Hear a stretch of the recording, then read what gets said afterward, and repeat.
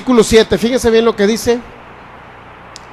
Así dice la palabra de Dios en el nombre de nuestro Señor Jesucristo. El apóstol Pablo dice: para que la grandeza de las revelaciones no me exaltase desmedidamente, me fue dado un aguijón en mi carne, un mensajero de Satanás que me abofetee para que no me enaltezca sobremanera.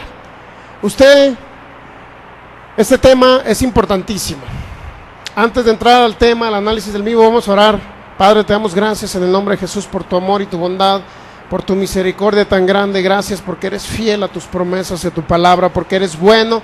En el nombre de Jesucristo te doy gracias, Jesús, por tu sacrificio maravilloso y perfecto, por haber derramado tu sangre, haber cortado un nuevo pacto para nosotros. Gracias porque vivimos la bendición que tú le prometiste a Abraham en esta tierra y ahora se manifiesta en nuestras vidas. En el nombre de Jesús te pedimos sabiduría, revelación, para que esta semilla de tu palabra caiga en tierra fértil, Señor, y dé fruto al 100 por 1 y 1000 veces más. Yo declaro en el nombre de Jesús que podemos mover montañas a través de la fe que viene por el oír y el estar oyendo tu palabra, Señor. Espíritu Santo, te hacemos el Señor de esta reunión en el nombre de Jesús. Amén. Fíjese, este tema del aguijón de Pablo es un tema que ya prácticamente lo estamos concluyendo, pero ya analizamos que el aguijón de Pablo es algo tan trascendental que la misma iglesia lo ha analizado, lo han leído, así como el caso de Job lo han malinterpretado. También el aguijón de Pablo han malinterpretado 2 Corintios 12:7. Si usted le pregunta a uno que estudia la Biblia, desafortunadamente la mayoría lo estudian en una sola traducción, y la verdad es que no nos da mucha luz a lo que realmente Dios quiso decir en su palabra cuando leemos una sola traducción. Usted puede agarrar 20 traducciones y créalo que va a tener mejor comprensión de lo que Dios estableció en su palabra. 2 Corintios 12:7, el apóstol Pablo dijo estas palabras: para que la grandeza de las revelaciones no me levantara. Exaltar ya lo identificamos, ¿va? Exaltar significa que no se levantara el ministerio del apóstol Pablo para predicarlo en esa época en toda la tierra. ¿Cuál era la idea de Jesús de darle la revelación al apóstol Pablo cuando dice que subió al tercer cielo? Era que esa revelación se retransmitiera a la humanidad. ¿Cuál era la revelación que le dio Jesús a Pablo? Que el justo iba a vivir por su fe. Es decir, que la mayoría de todas las personas iban a vivir realmente por la fe en Cristo Jesús y no por las obras de la ley, ¿verdad? De la ley mosaica o de la ley de Moisés. Entonces ahora todos vivimos, al aceptar a Cristo en nuestro corazón, todos nacimos de nuevo y a través de esa fe vamos a vivir en la tierra. No vamos a vivir porque cumplo el mandamiento de no matarás. No, ahora automáticamente usted cumple los mandamientos cuando ama a Jesús. Cuando usted ama a Jesús y lo tiene en su corazón, usted no le va a hacer daño a las personas, ¿verdad? Usted no va a matar, no va a hurtar, no va a destruir, porque eso hacíamos a lo mejor antes, y cuando éramos muertos espirituales, estábamos en tinieblas y a lo mejor no hacíamos cosas buenas, pero estando en Cristo Jesús, nacimos de nuevo y el amor de Dios se derramó en nuestros corazones por el Espíritu Santo. Por lo tanto, no podemos hacerle daño a la humanidad, ¿verdad que no? ¿Usted se atrevería a hacerle daño a alguien? No. ¿Sabe por qué? Porque somos hijos del Dios viviente, nacidos de nuevo, y el amor de Dios está en nosotros. Por eso es importante entender que la revelación esa no quería Satanás que se retransmitiera a la humanidad.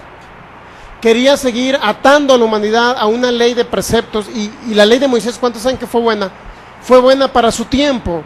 La ley de Moisés fue buena para el tiempo de Moisés, para los israelitas. Sin embargo, actualmente tenemos que vivir por la fe en Cristo Jesús y por la ley del Espíritu de vida en Cristo Jesús. Es decir, tenemos que vivir por lo que Jesús dijo en el nuevo pacto. ¿Estamos de acuerdo? Jesús dijo cosas en el nuevo pacto, tanto él cuando anduvo en la tierra como las que se le reveló al apóstol Pablo. Y por esas leyes espirituales tenemos que vivir hoy, que son las leyes del nuevo pacto, no las leyes del viejo pacto.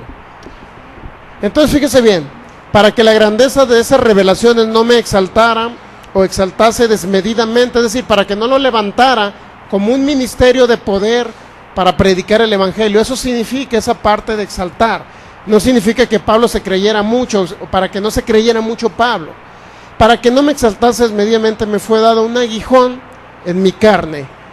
Y ese aguijón que dice es que es un mensajero de quién, de Dios. Es un mensajero, dice, de Satanás, dijo el apóstol Pablo.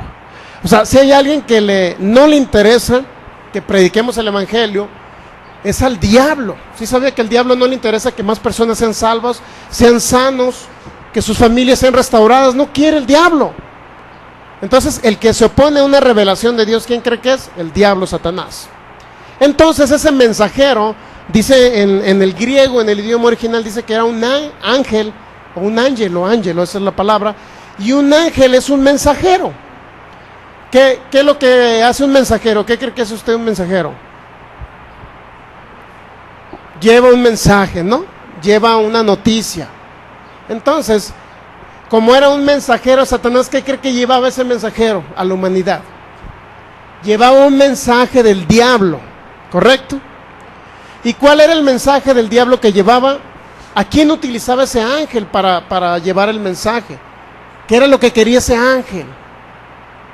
Primeramente, no quería que Pablo se levantara como ministerio para predicar a las naciones la revelación que le dio Cristo. Y luego, dice que era un mensajero, pero ese aguijón era en su carne. ¿Qué significa en su carne? Muchos dicen, no, pues es que era una enfermedad de los ojos de Pablo. Otros dicen, no, pues era un problema sentimental hacia los judíos. Le dolía la muerte de Esteban. Otros creen que era un problema psicológico. Pero la mayoría cree que era una enfermedad física el aguijón de Pablo. ¿Sí o no nos han dicho? Usted lo va a escuchar a otros hermanos en Cristo diciendo que era una enfermedad física. Pero ya demostramos bíblicamente que Pablo no estuvo enfermo, pues para que me entienda. Por ahí hay una palabra que dice, ¿quién enferma? Yo no enfermo, en 2 Corintios 11. Y la vamos a analizar, también ya la analizamos, pero la vamos a volver otra vez a especificar a qué se refirió Pablo. En una traducción dice, ¿quién enferma? Y yo no enfermo. Pero en otra de las traducciones que vimos, no sé si es la Nueva Versión Internacional, dice, ¿quién se debilita y yo no me debilito? ¿Quién desfallece y yo no desfallezco? Eso dice Pablo. Es decir, la palabra que se tradujo como enfermedad, si la analizamos en otras traducciones, quiere decir también debilidad física. No necesariamente un cáncer, para que me entiendan, no necesariamente una gripa, no necesariamente un virus. Entonces, le fue dado, dice Pablo, un mensajero. Es un ángel que llevaba un mensaje de parte del diablo. Estamos de acuerdo en eso, ¿verdad? Que era del diablo, no era de Dios. Porque muchos creen que Dios le dio la revelación y Dios mismo le puso un ángel para que no llevara esa revelación. No puede ser. Eso no puede ser. Dios quiere que se revele lo que Él dice en su palabra. Un mensajero de Satanás que me abofetee. La palabra abofetear, fíjense, tiene un significado muy importante. Esa palabra en otras traducciones y en el griego quiere decir como golpear, pero también quiere decir, aquí tengo otra traducción, quiere decir estorbar, castigar y restringir. O sea, también la palabra golpear significa estorbar, que eso quiero decirle. Era algo que estaba estorbando, y también, ¿qué otra cosa le dije? Era estorbando y restringiendo y castigando. ¿En qué sentido estaba estorbando o golpeando o restringiendo al apóstol Pablo? ¿En qué cree usted? Primeramente, no fue enfermedad física. Segundo, debe ser algo que afectó su cuerpo, ¿correcto? Algo que dañaba su cuerpo en algún sentido. ¿En qué sentido? Ahorita lo vamos a ver. ¿Sabía que el apóstol Pablo lo azotaron? ¿Recibió azotes? ¿Sí sabía o no? ¿De parte de los judíos? ¿Sí o no le afectó en su cuerpo esos azotes? ¿Por qué lo azotaron los judíos? Porque predicaba a Cristo. ¿Sí sabía eso? Eso es un aguijón en su carne. Eso daña su carne. ¿Sí o no daña su cuerpo? ¿Verdad que los azotes dañan su cuerpo? Entonces, era un mensajero, un ángel que utilizaba a personas para dañar físicamente al apóstol Pablo. Ese es el aguijón de Pablo, pero lo vamos a ver con la Biblia para que usted diga, realmente yo entendí que no era una enfermedad. ¿Por qué razón estamos analizando ese tema? Porque muchos, la mayoría de las personas, y creyentes ya, o cristianos, como le quiera llamar usted, gran parte de ellos han muerto porque no han entendido el aguijón de Pablo. Ellos creen, bueno, si Pablo estuvo enfermo, entonces cuando venga un cáncer a mi cuerpo, o un diabetes, o como se llame la enfermedad, a lo mejor es un aguijón para mí, dicen las personas. Porque ese aguijón de Pablo es una enfermedad, por lo tanto yo también puedo tener un aguijón llamado enfermedad. Y muchas personas sabían que se han muerto por eso. Hermanos en Cristo, muertos porque creen que el aguijón de Pablo fue una enfermedad y ellos se tienen que morir de algo porque ese es su aguijón. Pero yo quiero decirle que realmente el aguijón de Pablo no fue una enfermedad. Y nuestros amigos que nos van a seguir por internet también se van a dar cuenta de ello. No se imagina cuántas personas, hermanos en Cristo, están muriendo porque desconocen precisamente cuál fue el aguijón de Pablo. Fíjese bien, vamos a analizar unos textos bíblicos para entender qué significa aguijón en la carne, e identificando que no necesariamente cuando Pablo habló de la carne, no necesariamente todas las veces se refirió al cuerpo físico, porque aguijón en la carne, lo primero que podemos entender como un aguijón, que podemos entender como una espina, ¿no? Una espina es un aguijón, ¿no? Una espina con un ganchito, pues, para que me entienda. Muchos han identificado como un aguijón como el que trae la calaca, la muerte. Sí he visto ese que trae, ¿verdad? Ese trinchito que trae así. También le han llamado como aguijón. Otros creen que es una espina, etcétera. Entonces, la palabra en sí, aguijón, también puede significar una espina, pues, para que me entienda. Pero también significa un estorbo o algo que estaba restringiendo al apóstol Pablo físicamente, lo estaba restringiendo. Entonces, fíjese bien, el apóstol Pablo habló muchas cosas en sentido figurado, en sentido metafórico o en doble referencia o doble sentido. Es decir, cuando Pablo se refería a la carne, no necesariamente se estaba refiriendo, o sea, no necesariamente hablaba de su cuerpo físico. Cuando Pablo se refirió, en sus epístolas hablaba de cosas espirituales, pero también hablaba de cosas naturales. Fíjense, cuando Pablo habló de una semilla, y el mismo Jesús habló de una semilla, ¿sí sabía usted que habló de la semilla de mostaza Jesús, verdad? ¿Sí recuerda? De una semilla de mostaza. ¿Pero a qué se refería Jesús con la semilla de mostaza? A la palabra de Dios, si estamos de acuerdo, ¿verdad? Dijo que la semilla es como un hombre, el reino de Dios es como un hombre que salió a sembrar semilla. Y la semilla, dijo Jesús, que es la palabra de Dios. Fíjese, comparó la semilla con la palabra. Entonces, ese es el sentido figurado, donde se está hablando de algo, pero representa otra cosa. Un ejemplo muy clásico que yo pongo es que si yo le digo a mi esposa, tus ojos son como estrellas del cielo, están hermosos, son como estrellas del cielo. No le estoy diciendo que sus ojos son estrellas, ¿verdad? Le estoy diciendo que parecen estrellas, ¿verdad? Entonces, sentido figurado, metafórico, significa que usted está tratando de decir algo, pero no es literalmente eso. O sea, los ojos de mi esposa no son estrellas y no están estrellados tampoco. Entonces no son estrellas, pero le digo que parecen estrellas, ¿correcto? Entonces ese es el sentido figurado. El apóstol Pablo habló en la carne, cuando dijo, en mi carne, dijo Pablo, pero no necesariamente se estaba refiriendo a su cuerpo físico, y eso lo vamos a analizar. Mire, vamos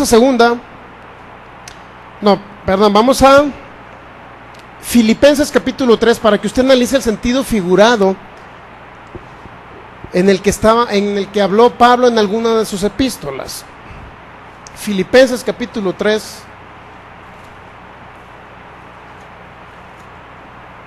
Filipenses capítulo 3 en el versículo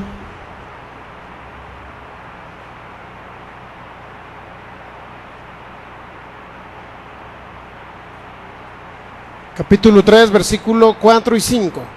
¿Ya la tiene ahí la Biblia abierta?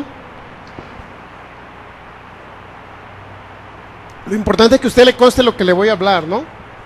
Que usted diga, no, a lo mejor me inventó algo, no, que usted le conste. Por eso le digo, abra su Biblia, léala, ahí donde le especifico, para que a usted también le conste lo que vamos a hablar. Dice el apóstol Pablo, desde el versículo versículo 1 en adelante, hasta llegar al 5, Filipenses 3. Por lo demás, hermanos, dice Pablo, gozaos en el Señor. A mí no me es molesto el escribirles las mismas cosas y para vosotros es seguro.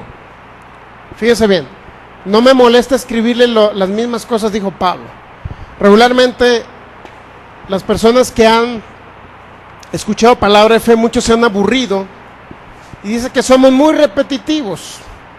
Pero es un sistema de enseñanza que trae desde que el Espíritu Santo mostró desde hace, le estoy hablando por allá de 1950, 1960, no, desde el 50 por ahí, desde el 40, mostró el Espíritu Santo un sistema de enseñanza que es a través del pastor Kenneth Hagin, y eso se retransmitió. El ser repetitivo significa que la fe viene por el oír.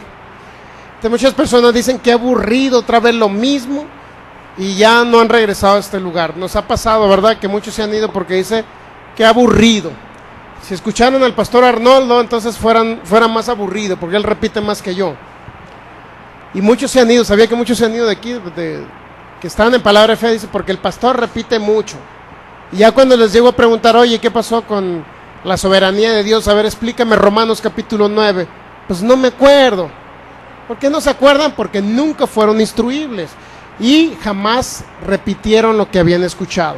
Por eso las series de enseñanza están en la computadora. Compre su iPod, su celular también puede traer memoria y le pasamos enseñanzas totalmente gratis, ¿correcto?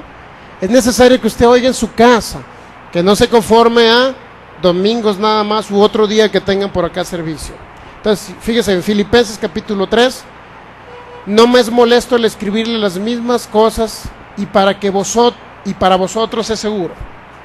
Guardado de los perros, que feo habló Pablo aquí, ¿verdad?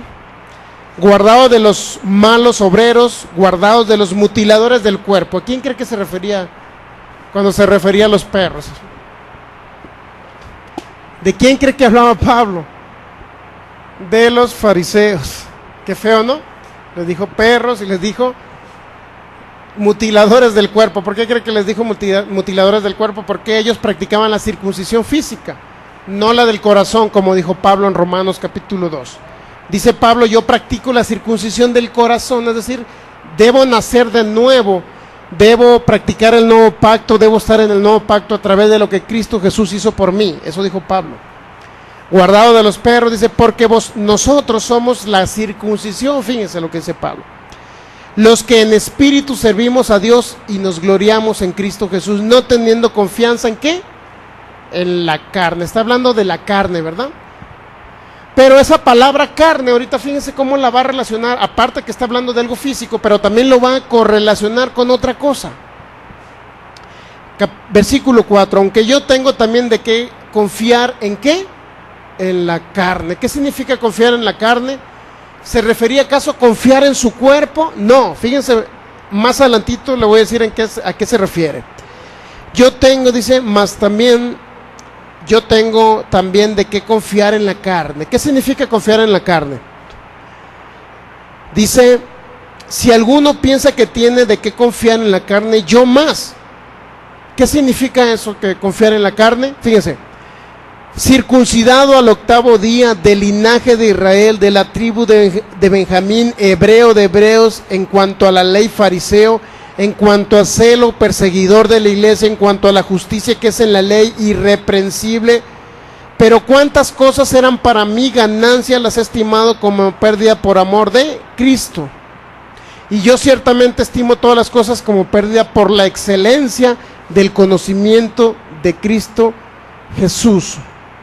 ¿A qué se estaba refiriendo el apóstol Pablo cuando decía del linaje de David? Él era circuncidado, pero del linaje de David. ¿A qué cree que se estaba refiriendo? Fíjense, él era un israelita, ¿sí sabía? Y luego dice que era del linaje de David, dice el versículo 5. ¿De la tribu cuál? De Benjamín. Y luego dice, hebreo de hebreos. Si había un israelita, fariseo de fariseos, e irreprensible en cuanto a la ley, antes de haberse convertido el apóstol Pablo, era él, dice. O sea, cuando dice confiar en la carne, ¿a qué cree que se estaba refiriendo? No se estaba refiriendo a algo físico en el sentido de su cuerpo, pero sí se estaba refiriendo a algo físico en el sentido de su nación. Es decir, Pablo decía, si yo tengo que confiar en la carne, significa que yo desciendo de esa gran nación, de Israel, de la tribu de Benjamín. O sea, confiar en la carne significa que él si en un momento se creyó algo, era porque venía de Israel, precisamente de una tribu. ¿Me explico? A eso se refería Pablo en confiar en la carne. No necesariamente se está refiriendo a su cuerpo físico, se estaba refiriendo a la descendencia según la carne, que es del linaje de David, ¿correcto? Entonces fíjese bien, hace una comparación de la carne con un linaje, con una descendencia, por decirlo así. Un ejemplo que ponemos muy clásico es que las personas en otros países, por ejemplo, yo conozco personas que se fueron a Europa. Allá en Europa, hermanos en Cristo, uno que era por allá de Mexicali se fue a Europa, una hermana. Entonces dice que los mexicanos de allá, cuando ven a otro mexicano, en primer lugar, pues obviamente, imagínense ver un mexicano allá en ¿cómo se llama este país?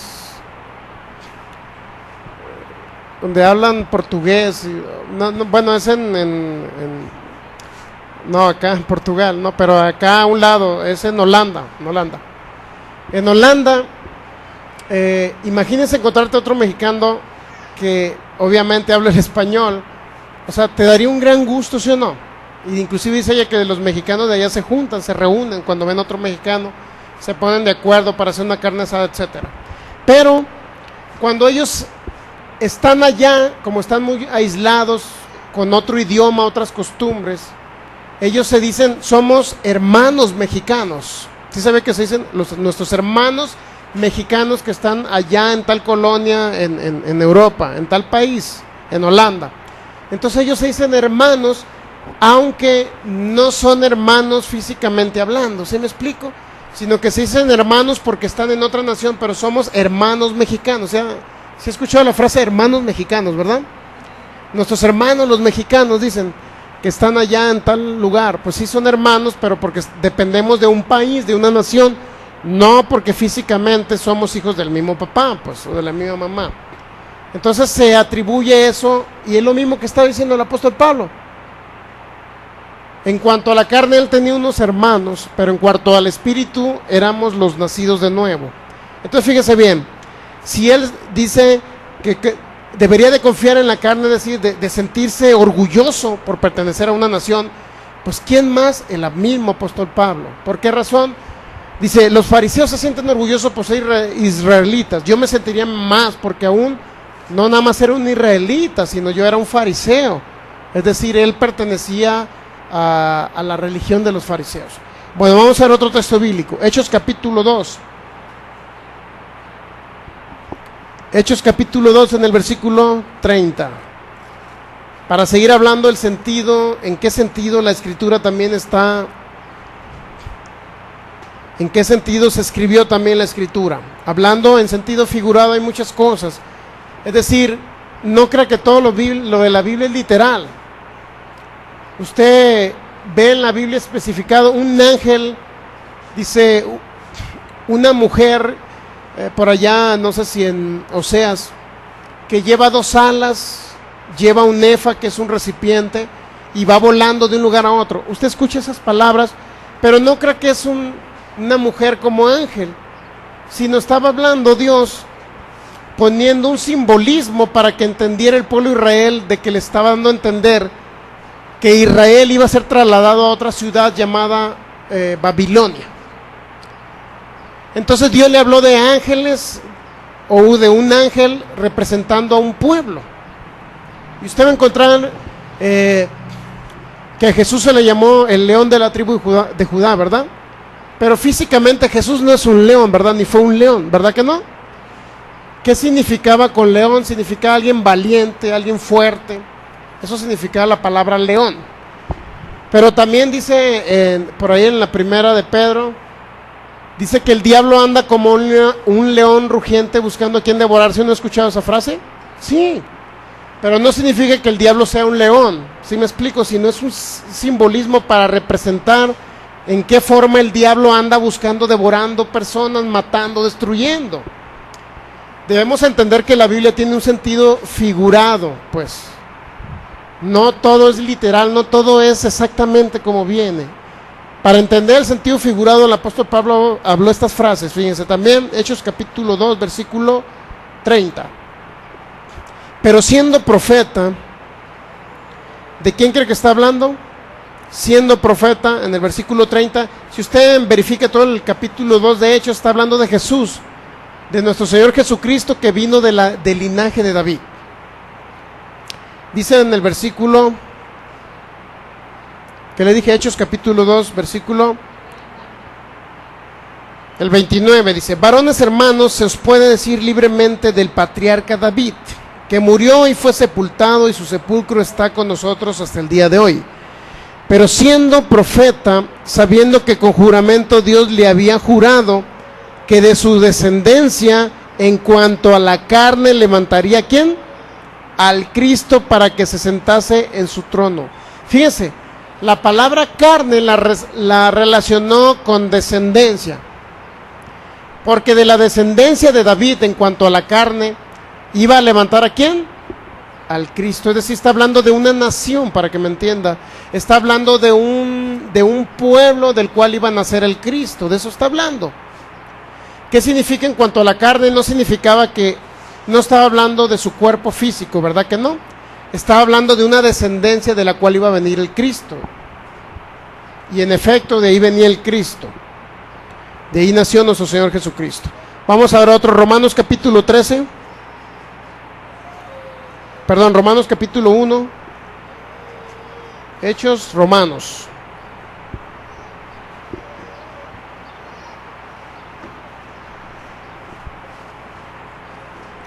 En el capítulo 1 de Romanos, fíjense bien lo que dice. En el versículo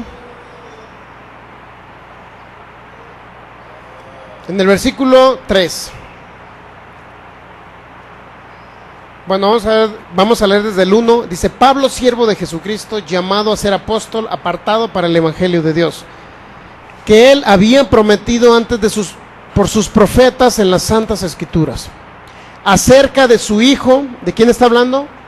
De nuestro Señor Jesucristo, ¿correcto? Que era, ¿qué? Del linaje de David, ¿según qué? La carne. Está captando que en ciertas ocasiones, cuando habló de la carne, no necesariamente está hablando de su cuerpo físico.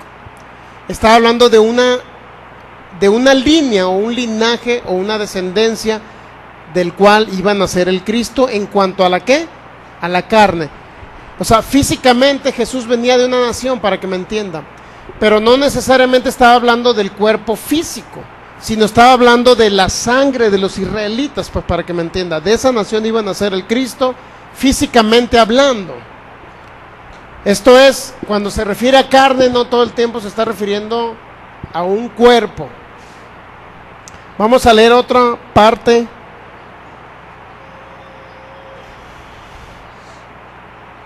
Romanos capítulo 9, versículo 3.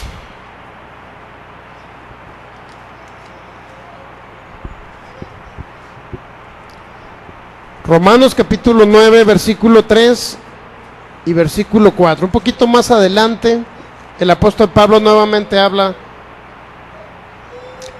porque deseara yo mismo ser anatema, dice Pablo, separado de Cristo. Anatema significa maldito, ¿no? Porque deseara yo mismo ser maldición, por decirlo así, anatema, separado de Cristo, por amor ¿a quién? A mis hermanos, los que son mis parientes según la carne. Otra vez, ¿a qué se refirió a la carne? Se refirió a una descendencia, ¿verdad? Un pueblo del cual venía el apóstol Pablo. Es decir, la palabra carne representaba que físicamente, por ejemplo, si decimos ¿de dónde venimos nosotros? Pues venimos de México, ¿no? Somos de México. Si usted va un día a otro país, ¿de dónde eres? Según la carne, ¿de dónde eres? Pues usted no va a decir, no soy de África, ¿verdad que no? Según la carne soy de México. porque ahí son mis padres de donde yo vengo. Y según la carne, ¿de dónde más venimos nosotros? De aquí venimos, ¿de dónde? De los españoles que llegaron a colonizar aquí, ¿sí o no? O sea que usted también tiene sangre europea. Digo, los españoles están en Europa, ¿no? La verdad, para que vean, usted también tiene sangre europea.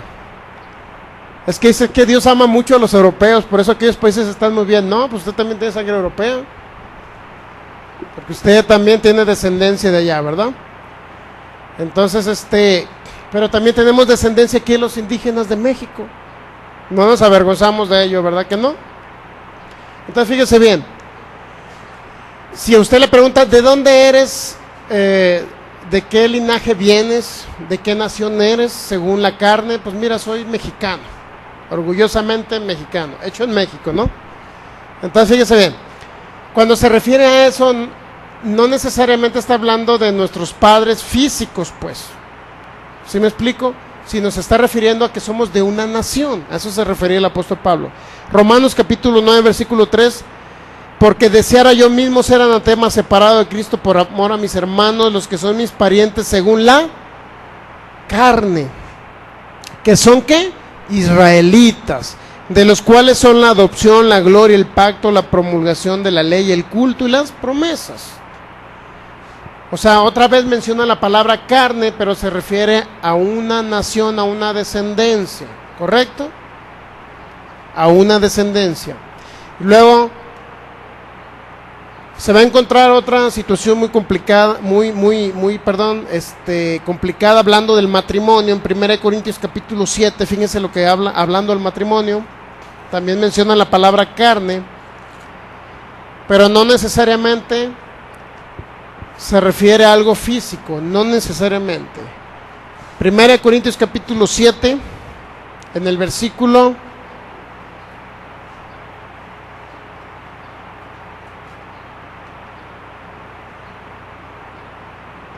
24. 1 Corintios capítulo 7, 24 al 28, por ahí. Dice, cada uno, hermanos, ¿ya lo tiene abierta la Biblia ahí? 1 Corintios 7, 24. Cada uno, hermanos, en el estado en que fue llamado, así permanezca para con Dios. En cuanto a las vírgenes, no tengo mandamiento del Señor, mas doy mi parecer como quien ha alcanzado misericordia del Señor para ser fiel. Tengo pues esto por bueno a causa de la necesidad que apremia, que habrá bien el hombre en quedarse como está. Ese fue un consejo personal de Pablo, no lo tome como un mandamiento. Estás ligado a mujer, no procures soltarte, dice, o sea, no te divorcies. Si te conviertes tú a Cristo y tu esposa no se convierte, oye, pues tú ven a Cristo, pero no te divorcies porque te hiciste creyente. Sí sabía que no tiene por qué divorciarse, ¿verdad? Independientemente de que su esposo no sea creyente, usted no tiene por qué divorciarse, porque eso no lo manda Dios. Dice, versículo 20, estás ligado a mujer, no procures soltarte. Estás libre de mujer, no procures casarte. Pero eso es un consejo, ¿estamos de acuerdo que es consejo? Más también, si te casas, no pecas, dice Pablo. Y si la doncella se casa, no peca, pero los tales tendrán aflicción. ¿En qué? Aflicción en la carne, y yo os la quisiera, ¿qué? Evitar. ¿Qué significa aflicción en la carne? ¿Qué significa aflicción en la carne? ¿Acaso será necesariamente un problema físico de que la vaya a golpear el esposo? No necesariamente.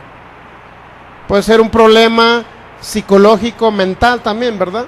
Sí se ve que hay personas que dañan a otras personas, pero no necesariamente físico, como se llama hoy, o le llaman el bullying. ¿Se ha escuchado? El bullying es que tratan psicológicamente a las personas, no necesariamente con un daño físico.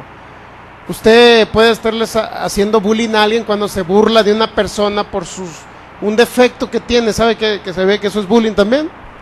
Usted lo está traumando psicológicamente. Si usted le dice a la persona, por ejemplo, si es alguien que está, por decirlo así, dañado físicamente de algo, o que tiene un daño que ya nació físico de algo, pues que ande con un pie más corto.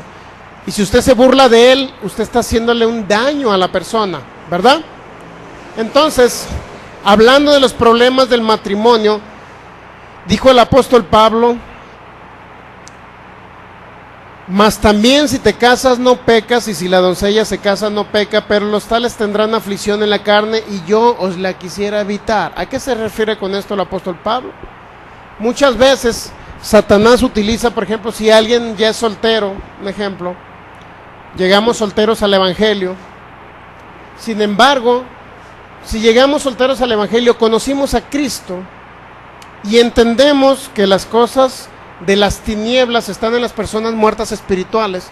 Si llega una joven, conoció a Cristo, pero de repente dice: me voy a casar con aquel güerote que pasó en una camioneta Ford del año. Y ese güerote ojos azules que pasó en la camioneta del año la conquistó, cayó rendida a sus pies. Me voy a casar porque se ve que me ama mucho. Pero Pablo dice que puede correr el riesgo esta hermanita, esta joven, de casarse con una persona así, de que al rato ese hombre, como es guiado por el diablo, guiado por las cosas del mundo, es muy factible de que esta persona al rato la abandone. Y no nada más la va a abandonar, sino todavía le va a dejar una bolita en la panza. O sea que todavía le va a dejar un regalo ahí. Le va a dejar un regalo con un moñito, ¿verdad?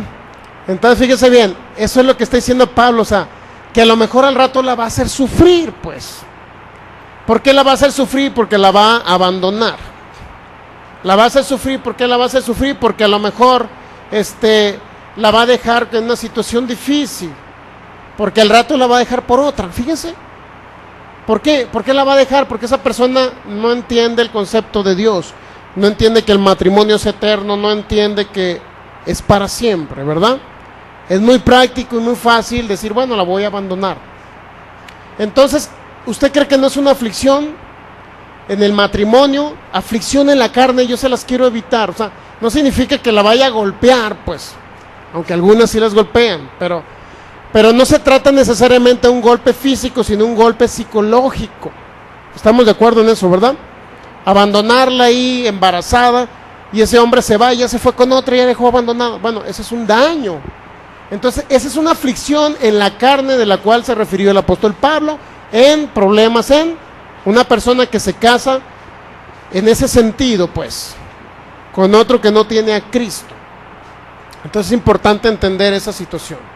Se da cuenta que aflicción en la carne no necesariamente tiene que ser un problema de daño físico. No necesariamente. Puede ser un daño psicológico, mental. Vamos a seguir leyendo. Un poquito más adelante, Números, capítulo 33, para que usted entienda un poquito sobre el aguijón, de lo cual la misma palabra de Dios hablaba muchísimos años antes del apóstol Pablo. Habló problemas de aguijón, y no necesariamente era una enfermedad física. Números capítulo 33. Ahorita le digo el versículo.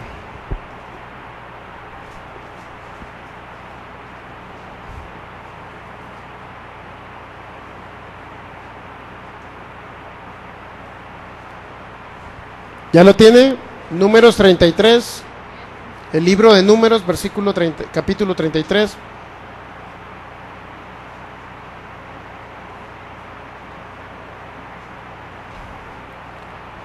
Ya tiene el versículo 52. Números, libro de Números 33, versículo 52. ¿Ya? Sí, me gustaría que lo leyera para que a usted le conste de a qué se refirió con un aguijón en la carne.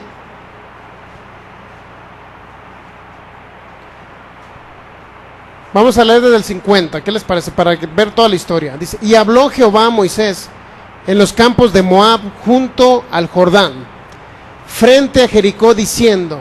¿Quién habló? Dios, ¿verdad? habla a los hijos de Israel y diles: cuando hayas pasado el Jordán, entrando en la tierra de Canaán, echaréis de delante de vosotros a todos los moradores del país y destruiréis todos sus ídolos de piedra y todas sus imágenes de fundición, y destruiréis todos los lugares altos. Es decir, si ellos adoraban al diablo, le dijo: bueno, ustedes van a tomar ese país y van a destruir todos los altares que hayan hecho al diablo, a los demonios, pues. Y echaréis a los moradores de la tierra y habitaréis en ella, porque yo os la he dado para que sea vuestra propiedad. Dios les estaba dando una tierra, una nación al pueblo de Israel. Y heredaréis la tierra por sorteo por vuestras familias. A los muchos daréis mucho por herencia, a los pocos daréis menos por herencia. Donde le cayere la suerte, allí la tendrá cada uno. Por las tribus de vuestros padres heredaréis. Es decir, Dios está hablando de una herencia de tierras, ¿verdad? O sea, si tu familia es de 5, pues va a tener menos propiedad. Pero si tu familia es de 10, va a tener más propiedad. Fíjense qué equitativo es Dios. ¿Se da cuenta qué equitativo? No que 5 tengan más que 10. Entonces Dios es un Dios equitativo. Luego dice el versículo 55: y si no echares a los moradores del país de delante de vosotros, sucederá que los que dejares de ellos serán ¿por qué dice? Por aguijones en vuestros ojos y por espinas en vuestros costados, y os afligirán sobre la tierra en que vosotros habitaréis. ¿Verdad que menciona la palabra de aguijón? Pero ¿quién dijo que iba a ser aguijón sobre los ojos de ellos? ¿Los moradores de qué? De esa tierra, ¿verdad? Ahora, la pregunta que yo les haría a ustedes: ¿a qué se refería Dios con que iban a ser moradores iban a ser aguijones en vuestros ojos? ¿A qué se refería? ¿Que iban a venir con una espina y le iban a picar los ojos a los israelitas? No, está captando el sentido figurado. ¿Qué significaba que iban a ser aguijones en los ojos de ellos?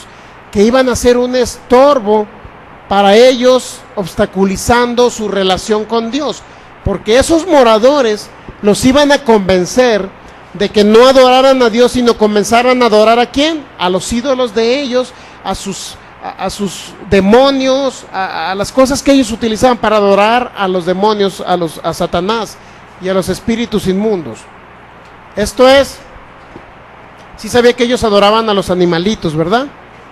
A las aves, adoraban a los animales, a la creación de Dios. Entonces fíjese bien.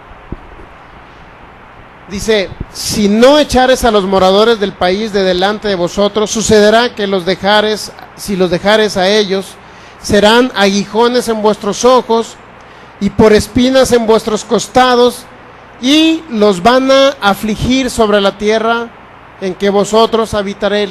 O sea, en pocas palabras, cuando habla que iban a ser un aguijón en los ojos, es que los iban a afligir, pero no necesariamente los iban a estar dañando físicamente hablando, sino iban a ser un estorbo para el pueblo de Israel. A eso se refería. Se ha dado cuenta que cuando hablan de aguijón en los ojos, no específicamente está hablando físico, de sus ojos físicos. ¿Por qué un aguijón en sus ojos? Porque Israel, al ver que el pueblo ese del cual estaban hablando, no sé si era Moab, no recuerdo qué pueblo era, Moab, era el pueblo de Moab que habitaba en Canaán. Los moabitas tenían su propio Dios. ¿Sí saben que tenían su propio Dios? No me acuerdo si era Amón, no recuerdo exactamente Amón. No recuerdo exactamente el Dios de ellos. Pero ser aguijón en los ojos significaba que ellos iban a ver cómo adoraban a su Dios. Es decir, Israel estaba viendo cómo ellos estaban adorando a otros dioses. Y eso iba a ser un estorbo y una aflicción para ellos. ¿Por qué? Porque a lo mejor los iban a convencer de adorar a esos dioses. Y posteriormente, ¿qué cree que el diablo iba a aprovechar para hacer con Israel? Los iba a destruir a Israel. Eso lo hemos visto en toda la historia. Las personas que se salen del pacto de Dios, regularmente viene Satanás y los destruye. Entonces, en este caso, aguijón en los ojos significa que ellos iban a ver algo y a lo mejor iban a imitar a ese pueblo llamado Moab para adorar a otros dioses que no era el Dios creador de los cielos y de la tierra. ¿Está captando a qué se refiere aguijón en los ojos? Entonces, eso representaba ello.